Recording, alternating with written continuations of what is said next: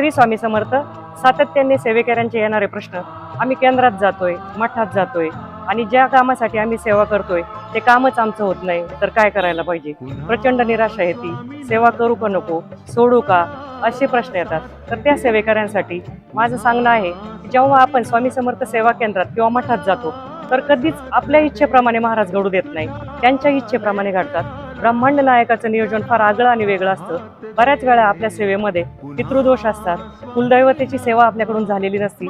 समजा आपण एखाद्या ठिकाणी काम करतोय आणि आपलं जर प्रमोशन करायचंय, जर तुम्ही क्लर्क असेल तर तुमच्या हेड क्लर्कला तुमचं विचारलं जाईल, त्यानंतर जनरल मॅनेजरला विचारलं जाईल, मग MD आणि मग ओनर.